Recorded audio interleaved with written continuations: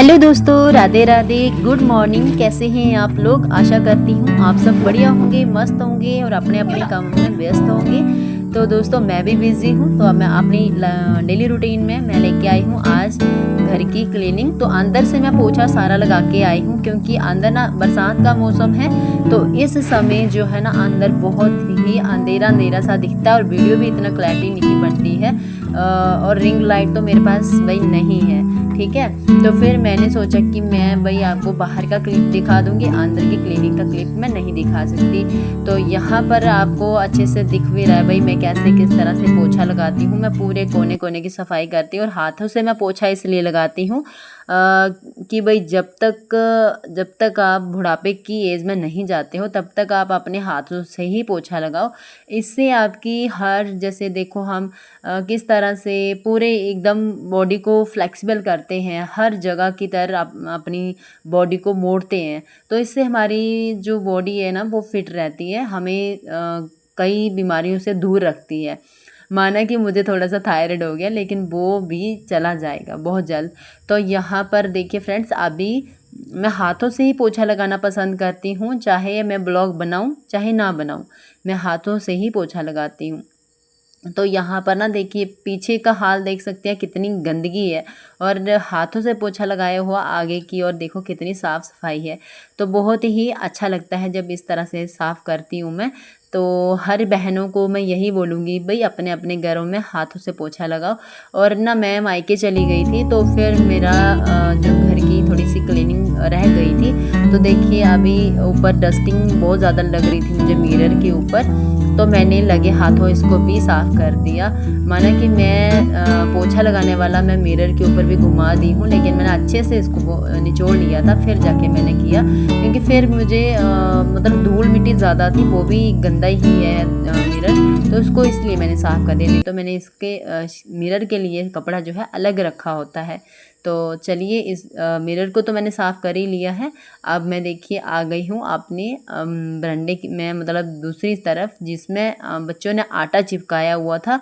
वो आटा निकालना इतना मुश्किल हो गया था कि मैं अगर अगर आपके पास पोछा कोई स्टिक वाला पोछा है तो अगर उससे लगाते तो वो नहीं निकलते, लेकिन मैंने हाथों से पोछा लगाया है ना, तो उससे कहीं भी मुझे देखो चिपका हुआ दिख रहा है, तो मैं उसे हाथों से भी उसको निकाल रही हूँ।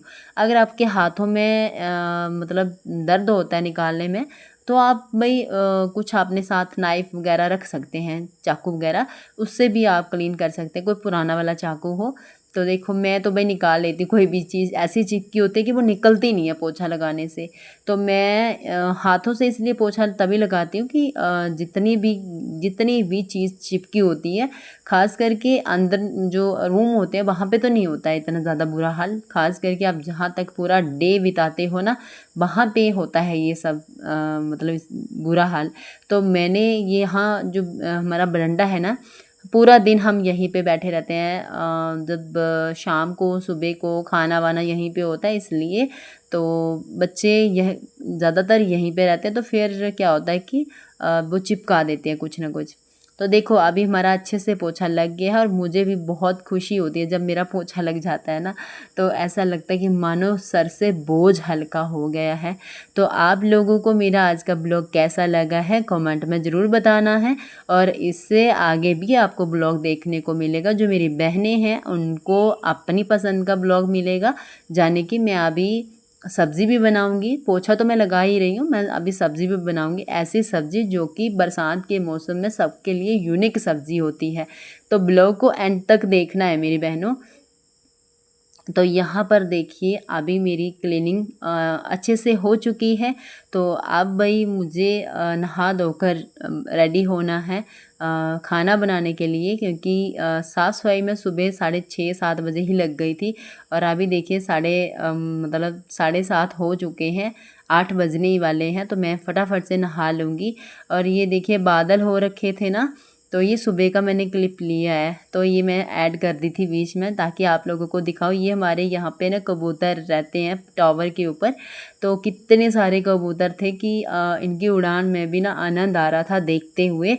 तो आप लोगों को भी आनंद ही आ रहा होगा। पूरा ध्यान से देखिए, आपको कबूतर ही कबूतर दिख रहे हैं, सारे कबूतर हैं भाई, इसमें कोई भी और पक्षी नहीं है। तो इनकी उड़ान और ऊपर इतने सुहाने बादल, मतलब मज़ा आ जाता है देखने का। ठीक है, तो हम कितनी देर इनको ना देखते रहे थे, मतलब 10-15 मिनट ये घूमते ही रहे थे, घूमते ही रहे थे। तो चलो फ्रेंड्स, अभी देखिए मौसम भी देख लिया और थोड़ा सा आनंद भी ले लिया और ब्लॉग भी बन गया। चलिए अभी नहा धो के आते हैं खाना बनाने। तो यहाँ पर फ्रेंड्स मैंने नहा धो ली थी और ये मेरा पैर ना थोड़ा सा जल चुका है और इसको अब साफ़ करने में ना थोड़ी सी मेहनत जाएगी मेरी, जो कि अभी मेरे पास समय नहीं है इसको रगड़ने का। तो फिर मैंने सोचा कि कोई बात नहीं, 1-2 दिन इसका जो है टाइम पास कर लेते हैं इसी में। तो इसी पैन में आज मैं बनाने वाली हूँ ये कसरोड़ का साग, जिसको हम कुछ पहाड़ी एरिया में कुछ लिगाड़ू की सब्ज़ी बोलते हैं शायद। हाँ, लिगड़ू की सब्ज़ी कुछ इस तरह का है वर्ड।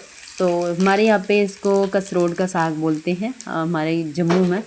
तो यहाँ पर देखिए अभी मेरा तड़का चला गया अच्छे से। जो भी हम प्याज नहीं खाते, अगर आप इसमें प्याज डालते ना, हाँ मज़ा आ जाता। क्योंकि हमने तो 1 साल तक प्याज नहीं खाना है, इसलिए मैं नहीं डालती। नहीं तो आप प्याज डाल के ही बनाना इसको। ये मार्केट में 60-40 की अब केजी होगा, पर केजी। तो आप मार्केट से आप 1 केजी लाओ ना, तो ये हफ्ता तक आप बीच में अगर मन करा कि एक दिन सब्ज़ी नहीं बनाओगे, दूसरे दिन बनाओगे। भाई ये बरसात में ही मिलती है सब्ज़ी, हमारे घर के पास बहुत ज़्यादा लगी है और ये बरसात में ना काफ़ी ज़्यादा पाई जाती है और ये सब्ज़ी सबको बहुत पसंद है हमारे घर में। जैसे मैं बनाती हूँ ना इस तरह से, तो सब लोग पसंद करेंगे।